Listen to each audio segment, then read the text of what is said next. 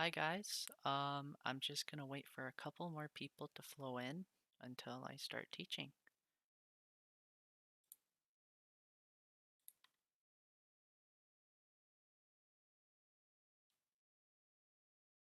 Have your guys' days been though? Put it in the chat.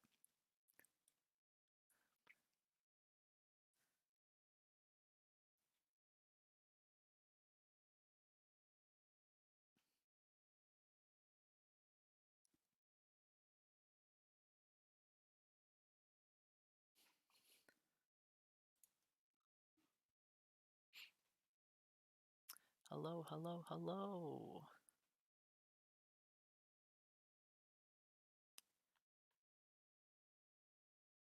All right. I'll probably just get started then. All right. Welcome to meeting number 5 of the Competitive Programming Club. Basically, we'll be doing not greedy, graph algorithms. Yes, last week we did greedy algorithms.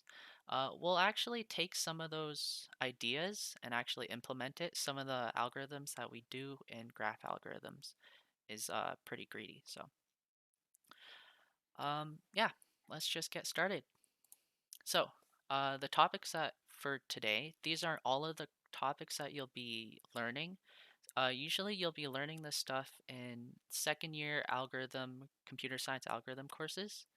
Yeah, my name's Jonathan, by the way. um, but this is the three algorithms that we're going to be going through. Well, they're not three, but I basically split them up into specific things. Before we go into what graph algorithms are, I just wanted to cover trees for the people who haven't learned. What are trees? A tree is a widely used abstract data type that simulates a hierarchical tree structure with a root value subtrees of children with a parent node, representing as a set of linked nodes. So lots of words, but they all make sense. So this is all the terminology that you'll probably need. You don't really need all of it, and I won't go through all of it. Most of it's self-explanatory. But basically, the biggest ones that you should know though are the root node. So in this case, this tree right here, the number 1 would be the root node, and the child nodes would be everything under it basically. Things that aren't connected to anything else, such as this 4, 5, 10, and 11, would be considered leaf nodes. Yeah, that's most of the things that you need to know in terms of terminology. Everything else, again, is self-explanatory.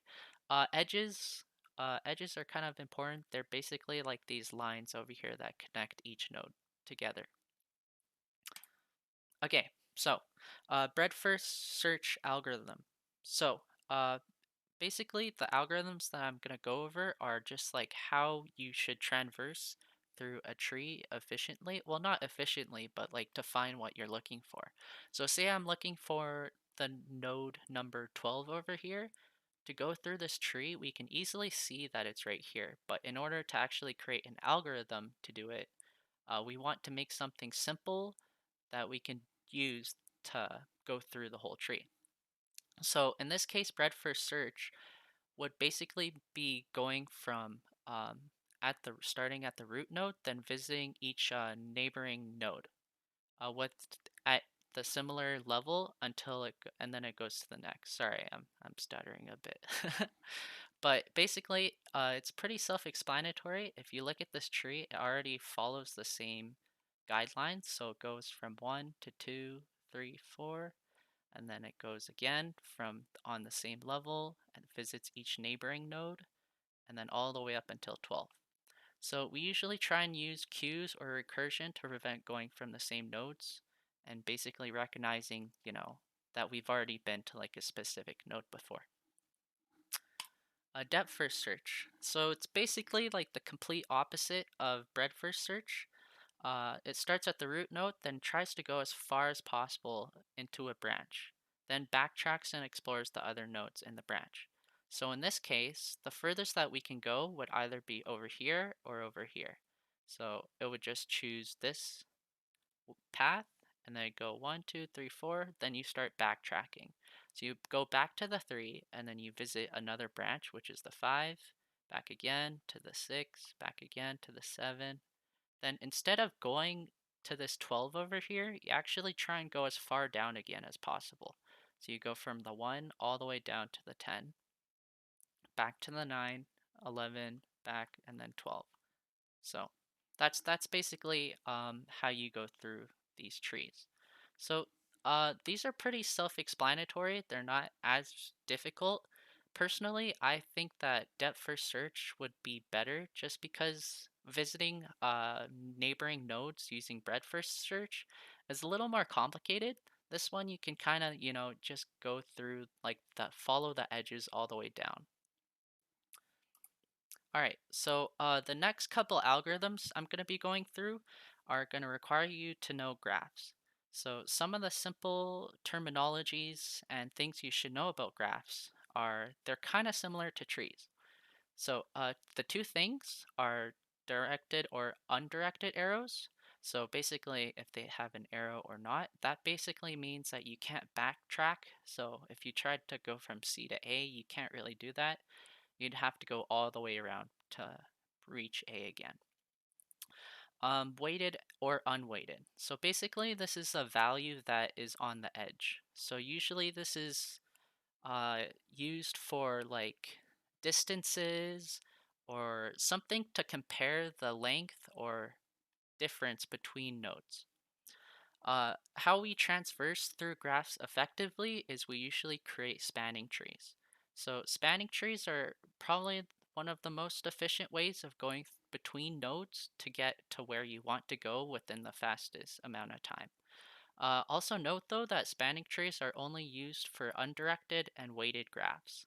So we can only use these. There are a couple algorithms that go through like directed or unweighted and stuff like that, but we're not going to go through them just yet. So, one of the examples that I wanted to bring you guys before I get into the actual graph algorithms is this idea that you guys might visit. So basically, my question is the mayor of Boringsville, Bilbo, wants to set up power lines to reach all the buildings in the city. Given that the generator is located at node A and 1 meter of power line costs $1, what are some options to help him save some money?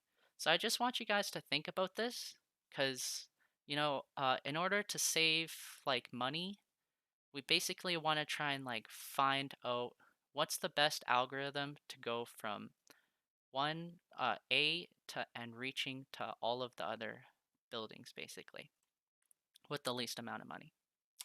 So two of the ideas, well, options that I think most of you should consider would be basically one, find the smallest distance between the power generator and all buildings. So we're given that the power generator is at node A. So if it's at node A, we can basically just try and find the closest distances from node A and then connect them all using that. The second option that we have is find the smallest total distance between each building until all of them are connected. So we already know that when looking at this graph right here, the smallest weighted distance would be this 2 over here. So these two are automatically connected. So I just want you guys to like think about these ideas before I go into actually how these um, graphing algorithms work because they follow the similar ideas. So the first thing that we're going to go through is Prim's minimum span tree. So again, minimum span trees are basically choosing like the smallest edges and trying to minimize the total weight of the whole entire tree. So this isn't a greedy algorithm and the total weight of all edges are minimized again. It basically follows three simple steps. Number one, typically chooses a random place to start and put it as the root node. So this would be our root node at the very beginning, and then I try and basically look at the other nodes reachable from the root and choose the one with the lowest edge weight so that that does not create a cycle. So starting at this root node right here, Basically, we could reach this guy over here, we could reach this guy, we could reach this guy, and we could reach this guy right here. But it chose to go to connect to this one because basically it's like the closest distance. And then we continue this process until all the nodes are in the tree. So starting from one root node, basically we want to connect to every single other tree using the smallest edge length. So it's always trying to find the smallest edge length that connects a node but doesn't create a cycle. A cycle would basically mean that like uh, these two would connect or something, and it kind of just like ruin the whole system up because that's not efficient. So that's Prim's minimum span tree. Next is I believe it's Kruskall's minimum span tree. I don't really know how to pronounce it, but it follows a similar algorithm, but I believe it's more efficient. So basically what this does is that instead of starting at a root node, it's actually going to look at all the edge weights and choose the smallest edge weight. And then that doesn't create a cycle again. So again, adds the smallest edge that can be added without creating a cycle, but the edges do not need to connect in a particular subtree. So basically, it creates a forest, which is a series of trees, instead of a singular one. Then it keeps on comparing edge lengths until it gets to a suitable one that creates one full tree. Does that make sense to you guys? So again, just to iterate, Kruskals basically means that we're going to look at all the edges and choose the smallest one that doesn't create a cycle. So as you can see it's doing right now. Prim's minimum span tree chooses a random root node and then looks at all the connecting nodes towards that root node and chooses the smallest one. So Kruskals is probably more efficient, but probably a lot more complicated to implement. So again, yeah, some of the key differences. I went over most of these, so because Kruskals is the smallest edge every time is more efficient. Yeah. All right. The next algorithm that we're going to be going through is Dijkstra's algorithm. So this actually isn't a minimum span tree, but it finds the shortest path relative to a given node. So they might sound a little similar, but they're actually not. What exactly makes Kruskals more efficient? Basically, because you're choosing the smallest edge every time, it would make it more efficient. This algorithm, like Prim's, isn't actually allowed to choose the smallest edge every time. It's forced between its options. So starting at a root node, you're basically forced to choose something, right? So it might not be the most efficient option, but you kind of have to choose it anyways. It's a little hard to explain, but it's just a little more efficient. They basically produce the same thing though. All right, back to Dijkstra's. So, it might sound similar, but Dijkstra's gives the shortest path relative to a given node. So what this means is that it follows 4 steps. Given a root node, it chooses the smallest edge adjacent to it, and then it uses a queue to compare the travel distances for a specific node using other paths. Once all the paths to a specific node are found, the shortest path from the root to the desired node is chosen. Basically, repeats this until all the nodes are in a tree. So starting at this one, it's going to look at all of the edges and basically choose the shortest path again, relative to the one though. So we're always trying to find the shortest path in that sense. So instead of going to this like 3 from the 2, I guess the best way for me to show this is basically um, from choosing the tree, you want to go from this 1 to the 3 and then to the 6 because this total weight is 11 versus this one, which is 14. This doesn't necessarily mean it's a minimum span tree though, because it's all relative to this one node. I don't know if this makes sense, but yeah. I think the next example though will probably clarify it a little. So, back to our original example, I gave you guys two options on what we I think we should do for trying to find basically the most efficient way to create these power lines.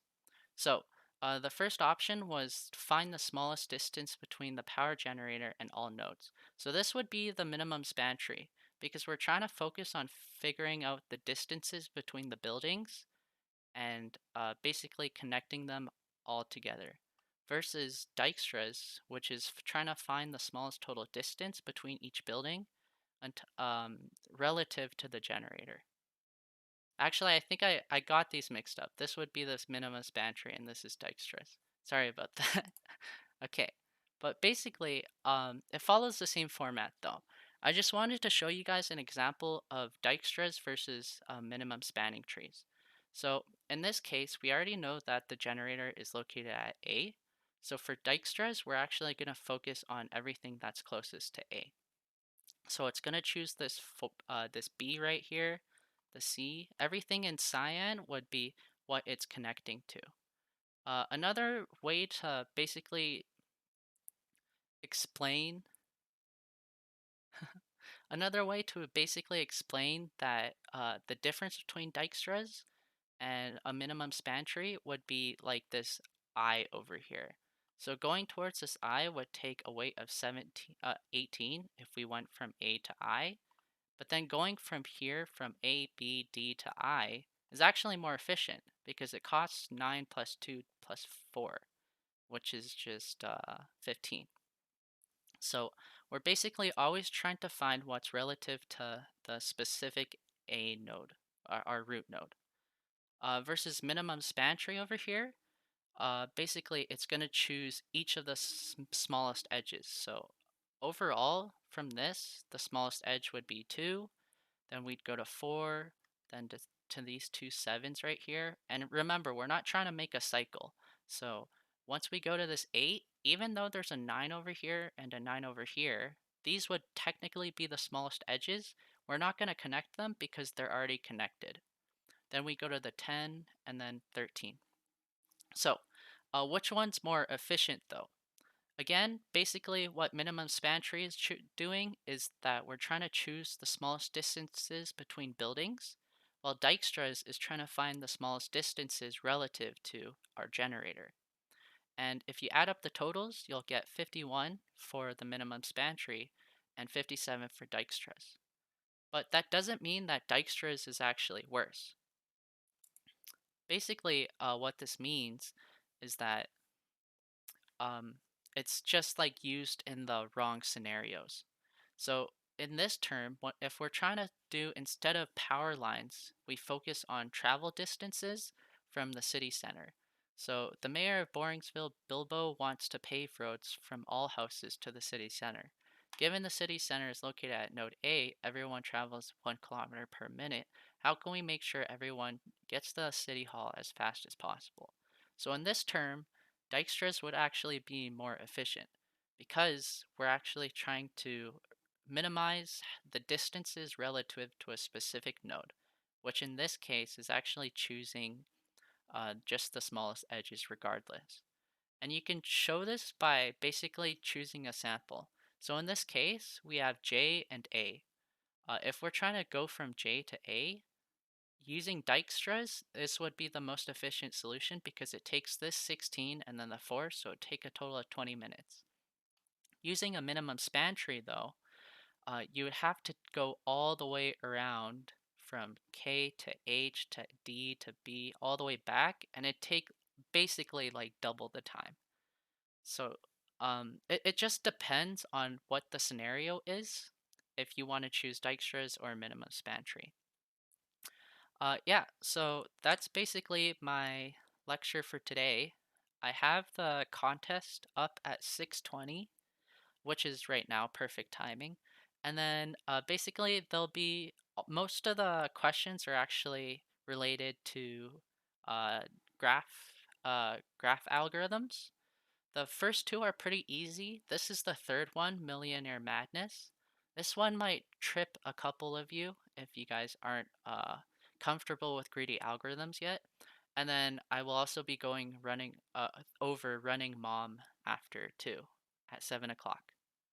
All right. Good luck to you guys. The contest is up now. I'll put the link and see you guys at 7.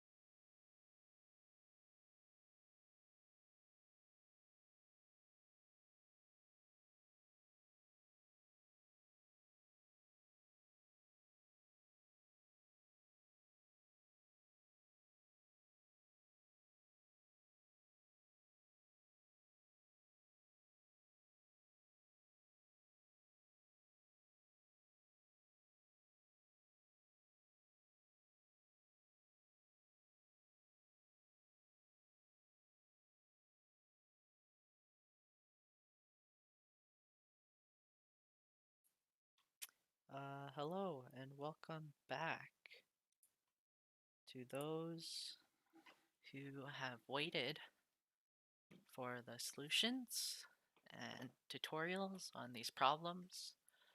Here they are. So, the first one that we're going to do is Millionaire Madness. So, this, in terms of the actual stuff you need to do, is fairly straightforward. They have like a lot of writing here.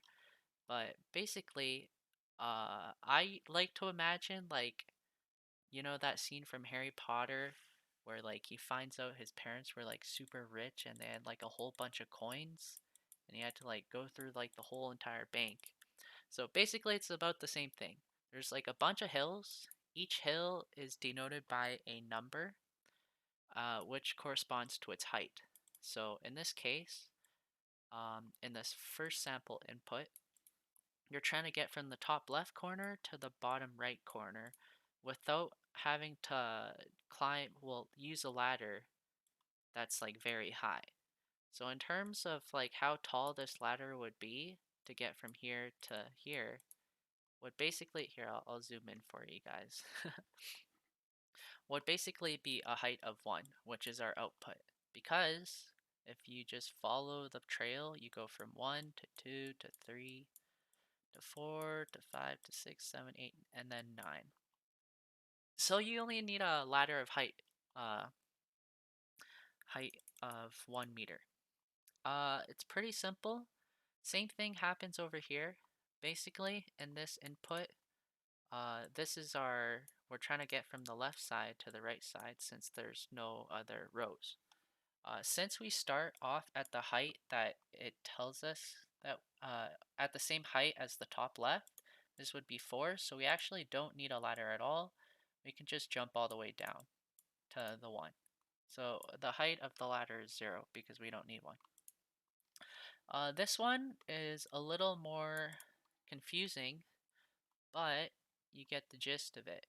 Basically, this path right here, if you try and go all the way down, actually leads you to like a very bad place if I remember.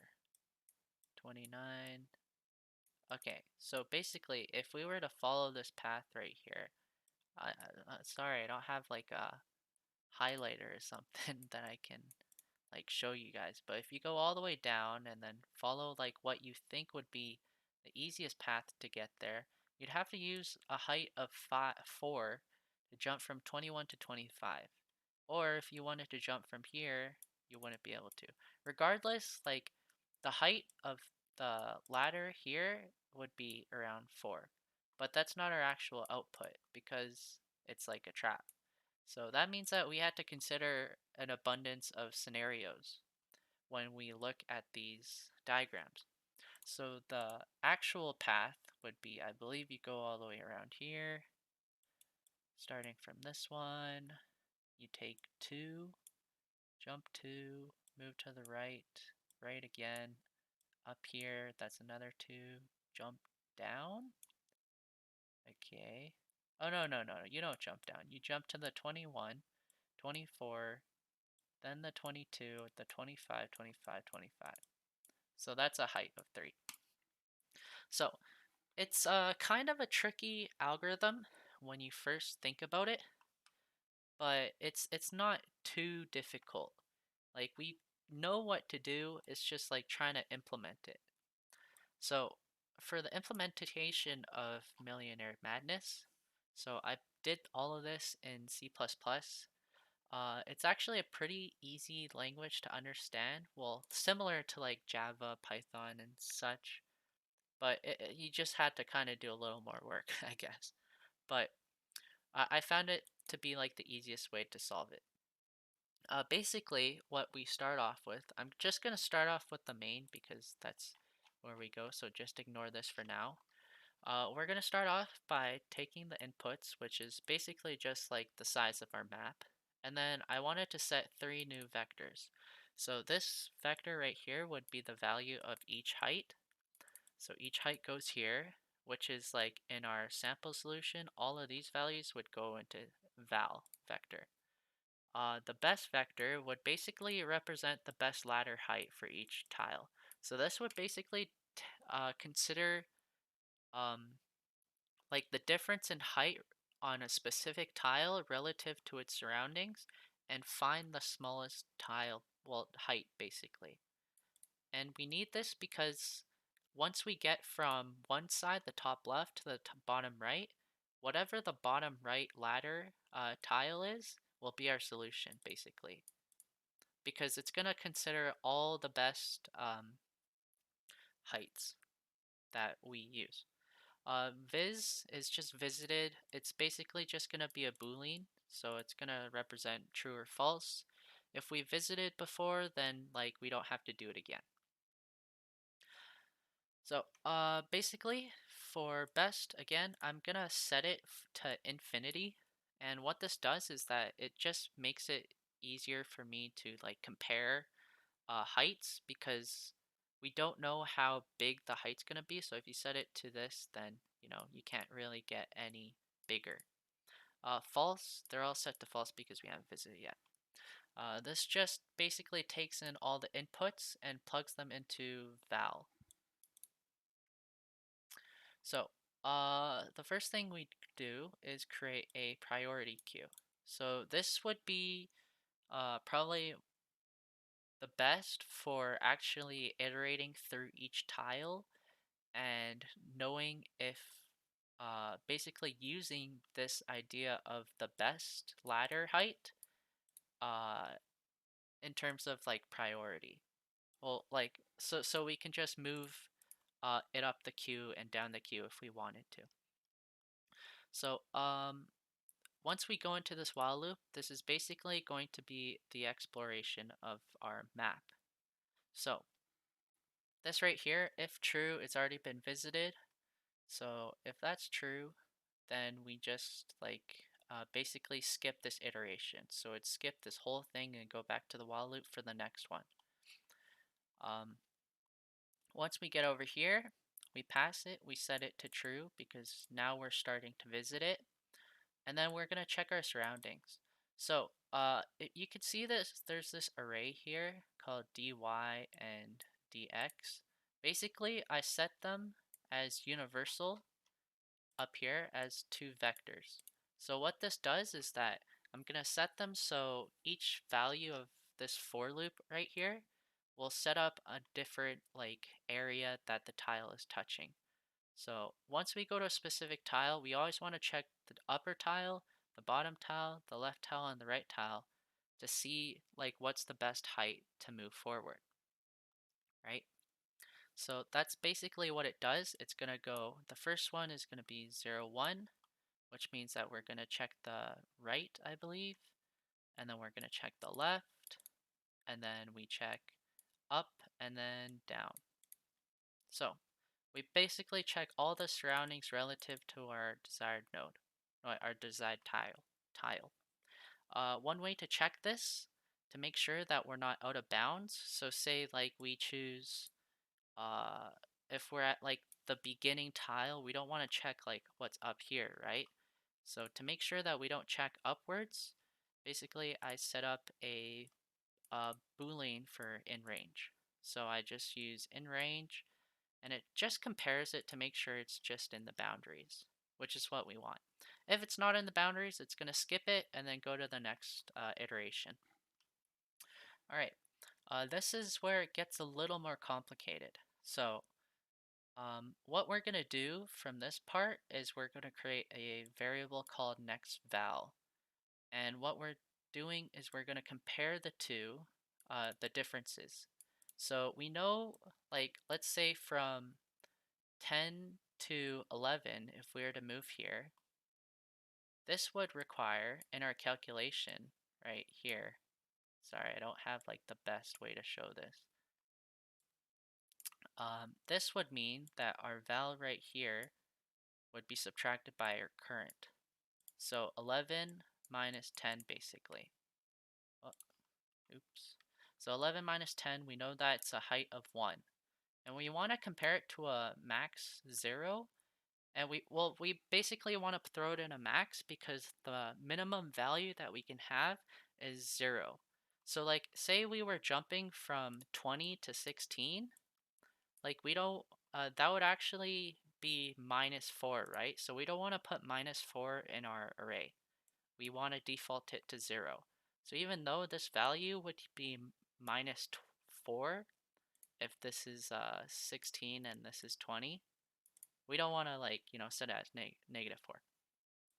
So again, chooses the larger value of the two. If value of this, blah, blah, blah, blah, blah. Yeah, I already told you that stuff.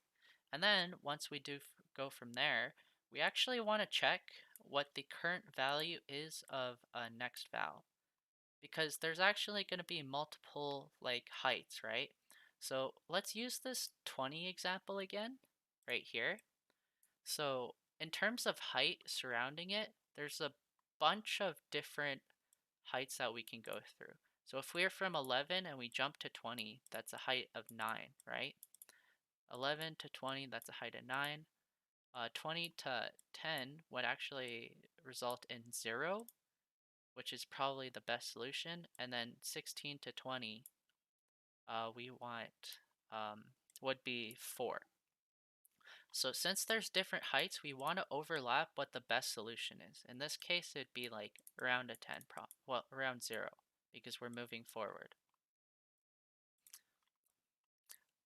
Once we do that, basically, we set it as our next val, and then we compare it.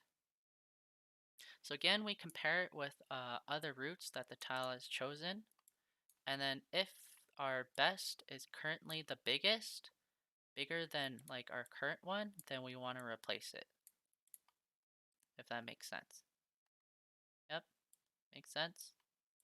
Okay, that's basically the solution for Millionaire Madness. It's a little complicated. I find it more complicated because of the tools that I use versus like the actual idea of it. The actual idea is pretty simple, but once you go through all the for loops, you just want to look at the best, which is n minus 1 and m minus 1, because again, the height is going to be carried through all the way until this value. So let's say we only use 3. This 3 is like going to be carried all the way up until here, and then that's our final solution. Yeah. So next, I hope that was clear for you guys. Next is running mom. So, man of mystery.